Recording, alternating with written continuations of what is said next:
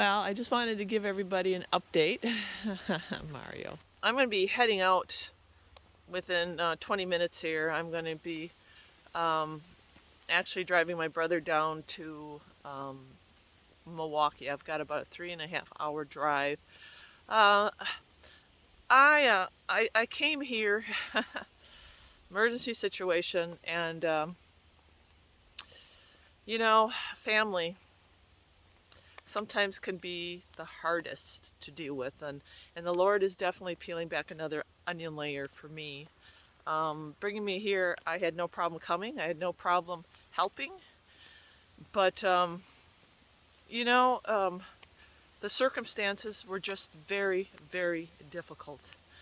And the Lord really has been showing me this isn't about like my brother or any of the other family members. It really is about me. And I'm going to kind of show you everything that the Lord has taught me while I'm here. But let's just say this before I take off and go to Milwaukee this morning. And please, I do need prayers for that trip, because it's a miracle that we found a place for my brother to go. It's just a miracle. I really was lacking grace. We don't know what grace is. I mean, we really don't. And I think I was even lacking sometimes compassion. I do all this missionary work, and then when I come home to my family, it's hard. It's hard. I love them, but they're family, right? And no family is perfect. And I don't know how to explain it, but let's just say the Lord has given me great lessons about grace. And one of these lessons, I'm just going to throw this out here real quick. If you remember the golden calf, and this is going to be part of my testimony, and hopefully by the end of the week, or a Sabbath or Sunday lesson, it was the golden calf. Moses had gone up, and Aaron was left. And Aaron did nothing about the golden calf being built. In fact, he was pacifying the people, pacifying them in their sin. And because he didn't want to shake the boat. So they ended up building this golden calf.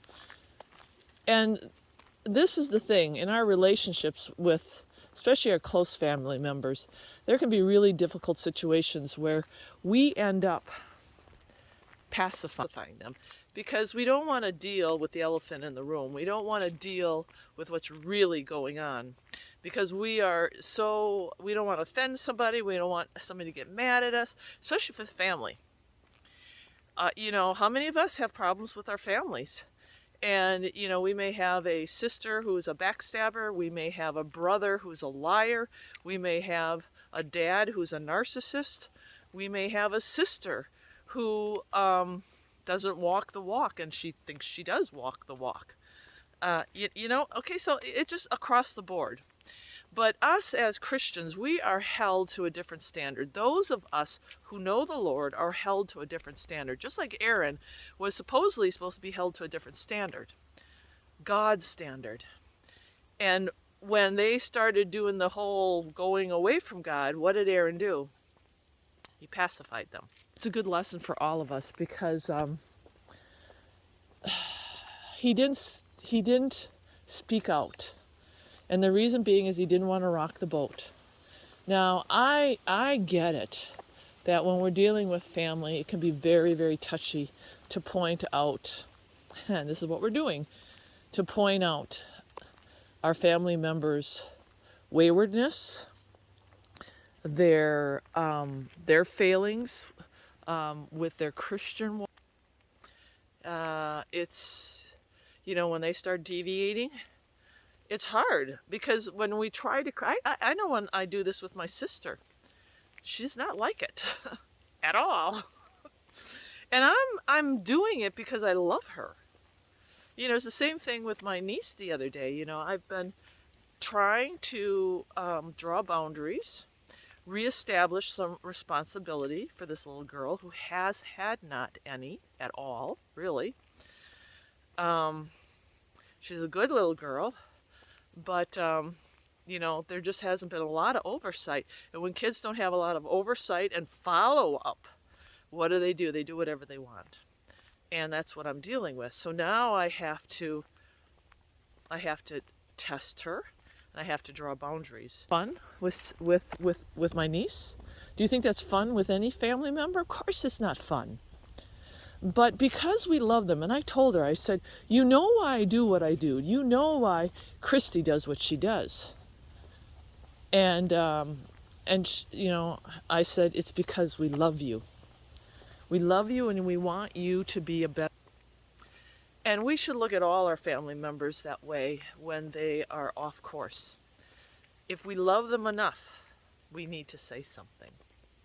We need to be truthful in a tactful way. But we also need to have grace. So it's a whole lesson that the Lord has been showing and working in my life as we speak. And I'll share more of that with you hopefully this weekend. But I have a beautiful traveling day. And again, it's amazing that I found a place for my brother to go in Brookfield. It's a medical unit that he's got some heart issues. So, and I'm not going to divulge a lot about what's going on with him, but there's a criticalness right now, and it needs to be addressed.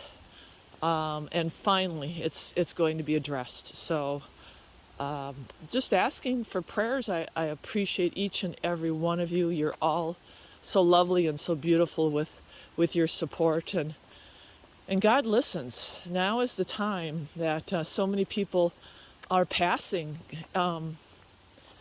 Every day there's people that are putting to rest. And not just our family members, but our extended family members. Our mother-in-laws and our fathers-in-laws and their families. Anybody who's connected in our little world.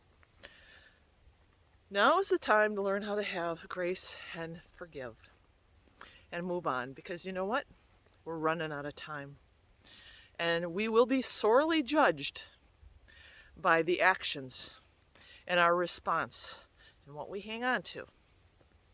So if you have somebody in your life, a father, a mother, a stepfather, an in-law, a husband's girlfriend, there's forgiveness that needs to be implemented, please do that. And please do that soon. I'm going to be hopping in the car, and Mario got his walk-in for today. He's actually doing pretty good. He's doing pretty good. I'm really praying about taking him with me, so I can start caring for him. But all right, I'll keep you guys posted, and thank you again for all your compassionate words and your prayers. I really love you guys. I'm very blessed.